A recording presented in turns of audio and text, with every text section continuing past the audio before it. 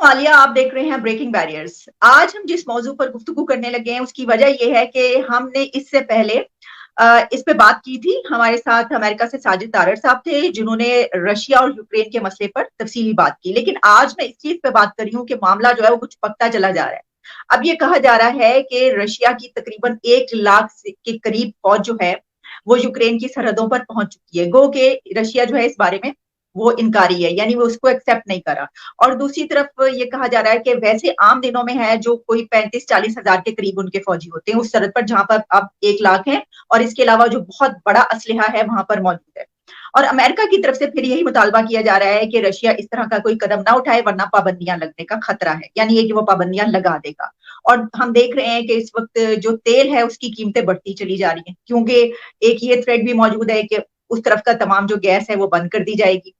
इस तमाम सिचुएशन पर जो नई सूरत हाल है, हम अपडेट आपके लिए लेकर आए हैं। मेरे साथ इस वक्त मौजूद हैं, पहले भी मेरे प्रोग्राम में शरीक हो चुके हैं, ऑथर हैं, इसके अलावा पॉलिटिकल एनालिस्ट हैं, कोलंबिया यूनिवर्सिटी न्यूयॉर्क से उन्होंने तालीम हासिल की और जर्मनी की यूनिवर्सिटीज में ही पढ़ाते रहे।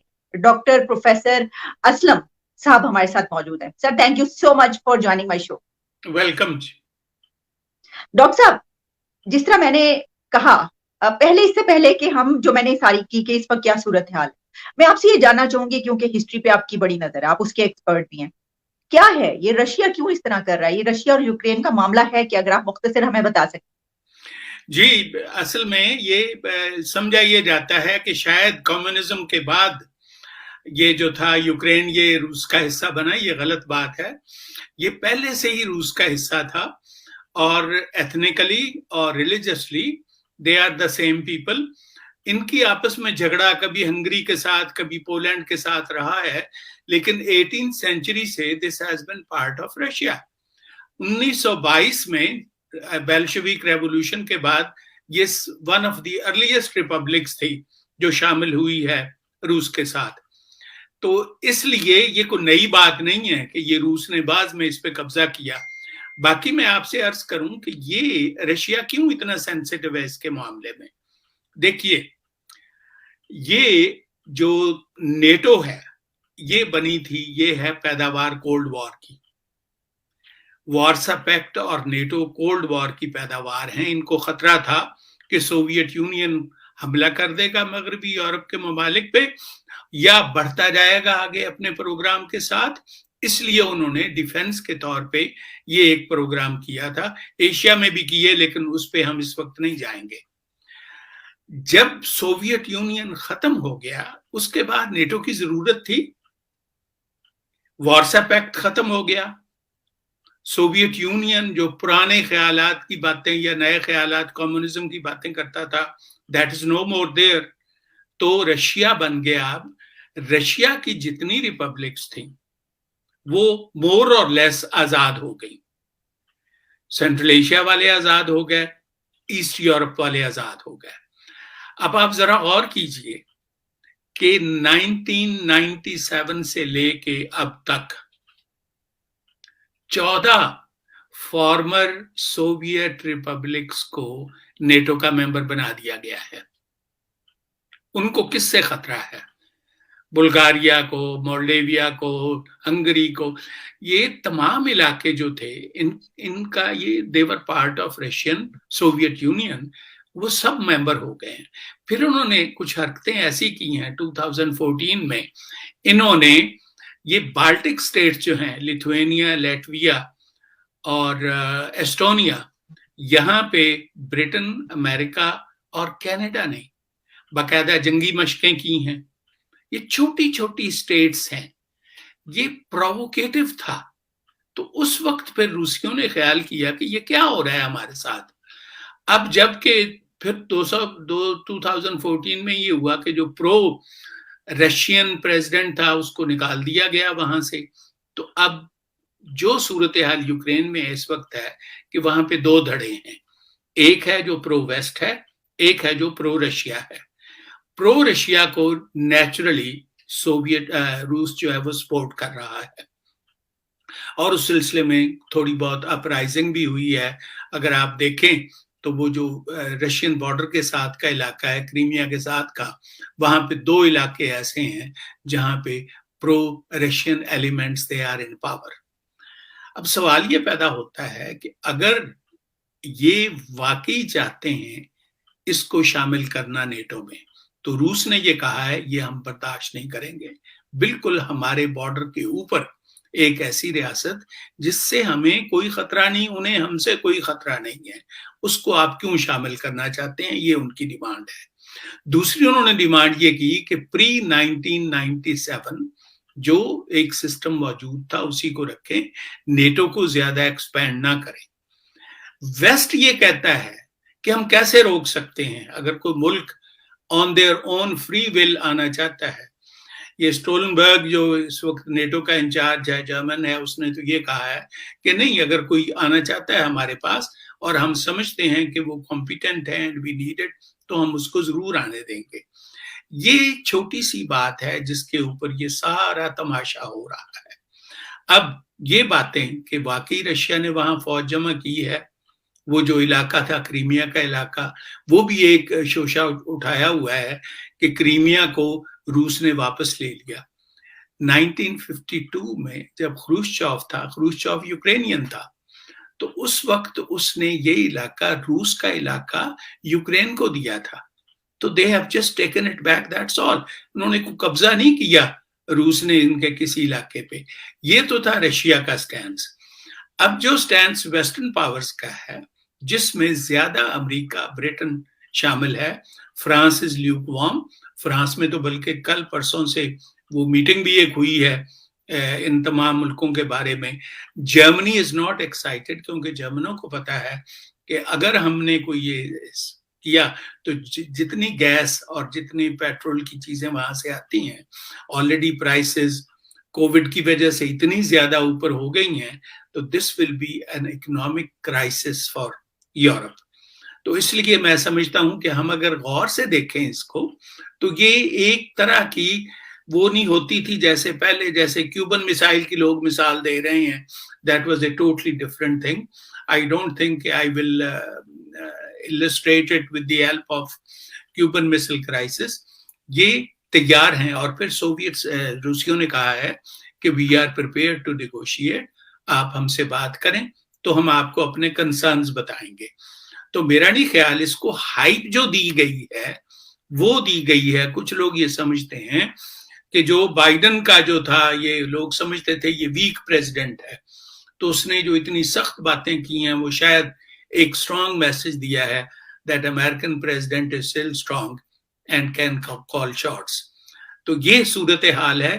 یہ میں نے آپ کو تھوڑا سا ان کا جائزہ دیا ہے. اب آپ جی ڈاکٹر صاحب، جیسے آپ نے ہمیں یہ بتایا، اس کی جو ایک ہسٹری ہے، جو ہسٹوریکل پرسپیکٹیو ہے، اس پہ آپ نے مختصر روشنی ڈالی. میں آپ سے یہ پوچھنا چاہوں گی کہ اس وقت جو امریکہ کا ایک سٹینس نظر آ رہا ہے جس میں وہ رشیا کو یہ کہہ رہا ہے کہ ہم تمہارے اوپر پابندیاں لگا دیں گے، کیا آپ سمجھتے ہیں کہ اس ایک سٹینس کی وجہ سے جو پریزیڈنٹ جو بائیڈن نے کہا ہے رشیا پیچھے ہٹ جائے گا، یا آپ کو ویسے ہی لگتا ہے کہ رشیا ایسا کرے گا نہیں؟ یعنی وہ حملہ کرنا چاہتا ہے، نہیں کرنا چاہتا، اور کیا اگر حملہ کرنا چاہتا ہے تو امریکہ کے اس دھمکی کے بعد وہ نہیں کرے گا؟ نہیں، میرا نہیں خیال کہ رشیا پہلے بھی، دھمکی سے پہلے بھی اس کا یہ خیال تھا کہ وہ یہاں پہ حملہ کرے. ہوا یہ ہے کہ سوائے جرمنی کے، یہ یہاں کے اخبارات سے جو میں نے دیکھا ہے اور لوگوں سے بات کر کے، انہوں نے بہت سا اسلحہ بھیجا ہے یوکرین میں، ویسٹرن کنٹریز میں، جس میں امریکہ سر فہرست ہے. اس سے تشویش ہوئی ہے ماسکو میں کہ یہ کیوں، what are they doing it? Are they going to do something there? یا کوئی وہاں پہ سول وار کی شکل میں کوئی تماشا کرنا چاہتے ہیں؟ کیا چاہتے ہیں یہ؟ اس لیے روس نے، اور یہ جو تعداد بتائی گئی ہے، رشیا ڈینائی کرتا ہے اس کو کہ 1 لاکھ ہمارے فوجی نہیں ہیں. بیلاروس میں ہیں ان کے کچھ لوگ، اور وہ کہتے ہیں کہ ہم، یہ کامن پریکٹس ہے ہماری. I am not saying that Russians are telling the truth. ہو سکتا ہے وہ کچھ چھپا رہے ہوں، لیکن میرا نہیں خیال کہ یہ دھمکیاں یا even Russia in this age when we know that these are futile efforts, invasion or counter invasion, اس سے economies تباہ ہوں گی. Europe is already suffering a lot because of the pandemic. امریکہ کا بھی کوئی اتنا اچھا حال نہیں ہے، لیکن جو اس نے دھمکیاں دی ہیں وہ کافی سخت ہیں. مثلاً وہ کہتا ہے کہ جتنی آپ کی بینک کی ٹرانسفرز ہوتی ہیں فورن ایکسچینج کی، چونکہ وہ تھرو ڈالر ہوتی ہیں تو وہ ہم روک دیں گے، آپ پہ سینکشن لگا دیں گے، آپ کے پرسنلی آپ پہ، جس کی مجھے سمجھ نہیں آئی سوائے اس کے کہ unless he has some wealth hoarded somewhere in some western bank کہ وہ بھی ہم لگا دیں گے. تو یہ اس طرح کی مجھے نہیں لگتا کہ یہ سوائے ہائپربول ہے، ایک سوائے اس کے ایک وربوسٹی ہے کہ اس میں کوئی سچ ہوگا. اور روس کو بھی یہ پتا ہے، دونوں کنٹریز کو پتا ہے اگر روس کا نقصان ہوگا تو پورا یورپ اندھیرے میں ڈوب جائے گا. ان کو گیس کہاں سے منگوائیں گے، یہ تیل کہاں سے منگوائیں گے؟ یہ 40% آپ اندازہ کیجئے جو یہاں پہ کنزمپشن ہو رہی ہے in most of the western European countries, it is from Russia. وہ کیا کریں گے اگر سینکشنز ہو گئی تو اس لیے France is not excited about it, اور امریکہ کبھی کوئی ایسی بات نہیں کرے گا جس سے وہ اپنے مغربی یورپ کے حلیفوں کو ناراض کرے یا ان کے اکنامک انٹرسٹ کے خلاف کوئی بات کرے. اور میرا نہیں خیال کہ روسی قیادت اتنی بے وقوف ہے کہ وہ حملہ کر دیں گے اس پہ. نہیں، وہ صرف شو دکھائیں گے، ضرور پاور اپنی دکھائیں گے، اسٹرینتھ دکھائیں گے which everybody does، لیکن I don't think they are going to invade Ukraine. اچھا ڈاکٹر صاحب، یہ جو گیس کا معاملہ ہے، جس طرح ہم یہ بات کریں کہ دیکھیے کہ آپ نے کہا کہ پورا یورپ جو ہے وہ تاریکی میں ڈوب جائے گا، وہ کیا کریں گے، بڑی مشکلات پیدا ہو جائیں گی. تو کوئی بھی جو کنٹری ہے یورپ کا وہ تو اس میں انٹرسٹڈ نہیں ہے کہ ایسا ہو. لیکن ہم نے یہ بھی دیکھا کہ جو قطر سے کچھ بات کی جا رہی ہے، امریکہ جو ہے بات چیت اس نے شروع کر دی ہے کہ اگر فرض کیجیے ایسا ہو جاتا ہے تو اس طرح کے کنٹریز کے جو ان کو پرووائڈ کریں گے ان سے کانٹریکٹ ہو رہے ہیں، ان سے بات چیت ہو رہی ہے.